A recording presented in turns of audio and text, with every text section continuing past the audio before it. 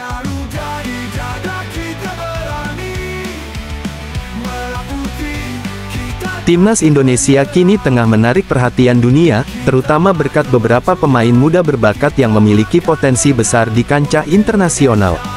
Terbaru, sejumlah pemain Indonesia yang berkarir di luar negeri berpeluang besar tampil di Liga Champions Eropa musim depan, berkat performa impresif mereka di klub-klub Eropa. Namun, ada juga kisah pemain yang mengalami kesulitan dan terancam terdampar di Liga 1 Indonesia akibat performa yang menurun.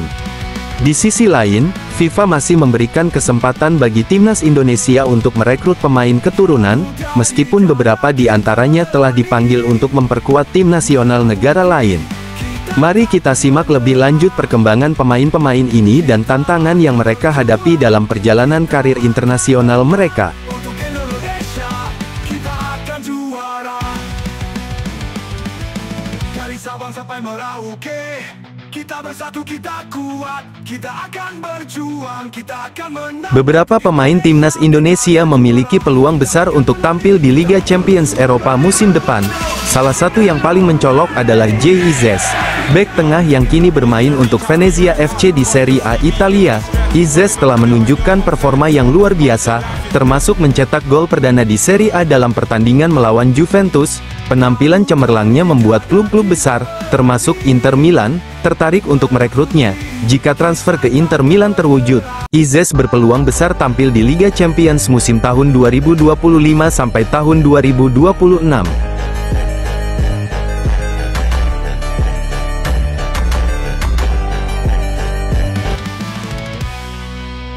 Selain itu, Kevin Dix, pemain sayap yang kini memperkuat Borussia Mönchengladbach di Bundesliga Jerman, juga memiliki kesempatan besar untuk tampil di Liga Champions jika timnya berhasil lolos ke kompetisi Eropa musim depan.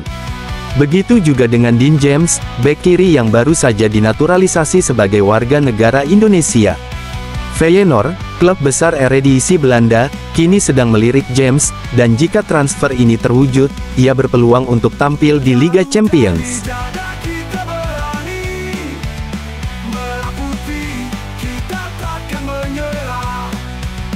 Sementara itu, Mads Hilgerts, pemain muda berbakat Indonesia yang kini bermain untuk klub Belanda, juga menarik perhatian banyak pihak, terutama setelah klub Serie A Italia, Bologna, mulai meliriknya.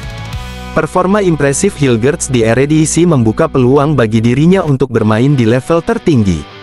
Jika Bologna merekrutnya, Hilgerts akan memiliki kesempatan untuk berlaga di Liga Champions musim depan, mengingat Bologna berpotensi lolos ke kompetisi Eropa. Kita akan menang, kita akan juara. Garuda di dada kita berani. Rafael Struijk, striker keturunan Indonesia yang kini membela Brisbane Roar di A-League Australia, tengah menghadapi masa sulit. Dalam beberapa laga terakhir, ia tidak masuk dalam skuad utama tim, yang memunculkan spekulasi soal masa depannya. Jika situasi ini berlanjut, Struijk bisa saja kembali ke Liga 1 Indonesia untuk menyelamatkan kariernya. Kita akan berjuang, kita akan menang. Untuk Indonesia, kita akan juara. Meski begitu, PSSI tetap memantau perkembangan Struijk dan para pemain diaspora lainnya. Posisi Direktur Teknik PSSI sendiri saat ini sedang kosong setelah ditinggalkan oleh Indra Syafri. Ketua Umum PSSI, Erick Thohir, sudah menunjuk Jordi Cruyff sebagai penasihat teknis untuk mencari sosok yang tepat mengisi posisi tersebut. Untuk Indonesia, kita akan juara.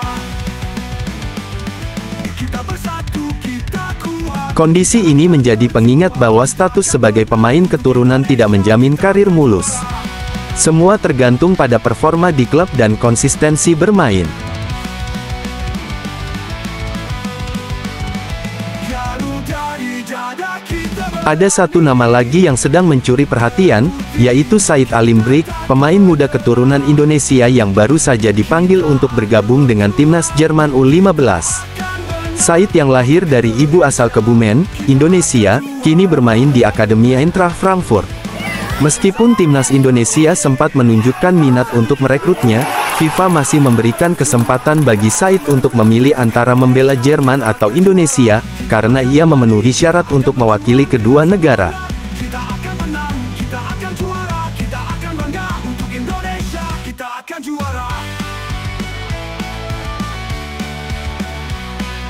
Aturan FIFA memungkinkan pemain yang memiliki kewarganegaraan ganda atau garis keturunan dari dua negara untuk memilih tim nasional yang ingin mereka bela. Jika Said memilih untuk memperkuat timnas Jerman, maka peluang Indonesia untuk mendapatkan jasanya akan tertutup. Namun, jika dia memilih timnas Indonesia, maka Garuda bisa mendapatkan talenta muda yang memiliki potensi besar.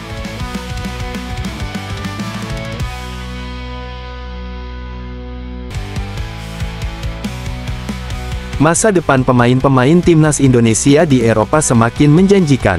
Nama-nama seperti Jay Izzes, Kevin Dix, Dean James, dan Max Hilgerts menunjukkan bahwa pemain Indonesia kini punya peluang nyata tampil di Liga Champions. Di sisi lain, Rafael Struijk harus berjuang keras agar tak kehilangan tempatnya, sementara talenta muda seperti Said Alimbrick masih bisa dipantau dan diyakinkan untuk membela Merah Putih.